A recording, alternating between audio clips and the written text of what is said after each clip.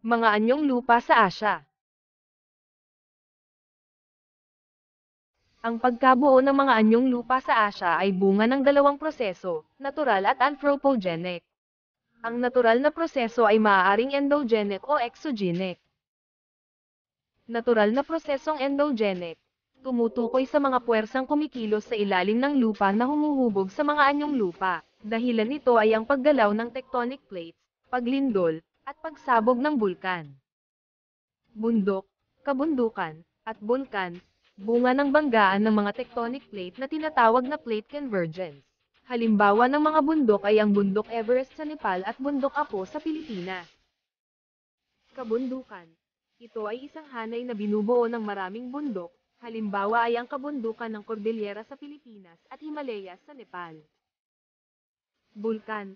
Ito ang nagsisilbing lagusan ng mga natunaw na bato sa ilalim ng lupa dala ng matinding init. Magma ang tawag sa natunaw na bato, lava naman kapag ang magma ay nakalabas na sa bulkan.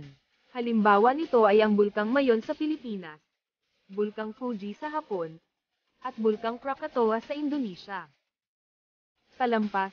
Ito ay isang patag na lupa na may elebasyon kahit sa isang gilid lamang nito. Dalawang uri, dissected plateau at volcanic plateau. Halimbawa ay ang talampas ng Tibet na may 2.5 milyon kilometro kwadrado. At Deccan ng India. Burol. Bahagyang mas mataas sa mga kalupaang nakapalibot dito. Mababa ito sa mga bundok at hindi lumalagpas ang taas nito sa 1,000 talampakan. Halimbawa ay ang Cameron Hills sa Malaysia, Mahadeo Hills, at Chocolate Hills sa Pilipinas. Kapatagan. Tumutukoy sa isang malawak na patag na kalupaan. Halimbawa ay ang steppe sa Mongolia, kapatagan ng Turan sa Hilagang Asya, kapatagan ng Indo-Gangetic sa Timog Asya. Lambak. Ito ay isang kapatagang paaba na napagigitnaan ng kabundukan. Madalas na may ilog na makikita sa kahabaan ng lambak. Halimbawa ay ang Lambak Indus ng India. Pulo at kapuluan. Ang pulo ay isang maliit na ayong lupa na napalilibutan ng katubigan. Halimbawa ay pulo ng Taiwan at Sri Lanka.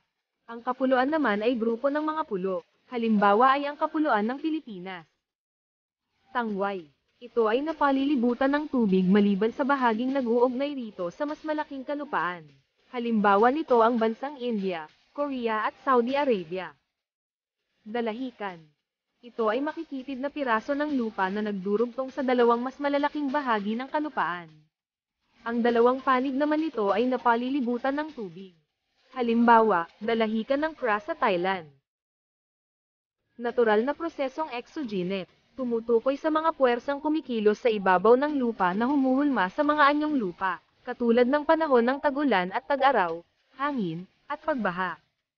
Karst. Ito ay nabubuo kapag ang ilalim ng lupa ay natutunaw dala ng malakas na agos ng tubig sa ilalim nito. Halimbawa ay ang yungib ng karst sa rehiyon ng Vang Vieng. Canyon. Ito ay isang makitid at malalim na lambak na pinagigitnaan ng matatarik na pader ng lupa o bangin. Halimbawa ay ang Algoedom sa Yemen at Bayanzag sa Mongolia. Dun. Ito ay isang burol ng buhangin na nabuo dahil sa pag-ihip ng hangin.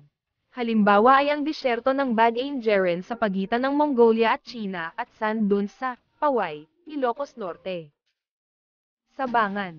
Ito ay anyong lupa na hugis at sulok na kadalasan ay mahahanap sa bakana ng mga ilog. Halimbawa ay ang Indus River Delta sa Pakistan. Glacier. Ito ay malalaking tipak ng yelo na dahan-daang gumagalaw sa kalupaan. Halimbawa ay ang Fedchenko Glacier sa Tajikistan.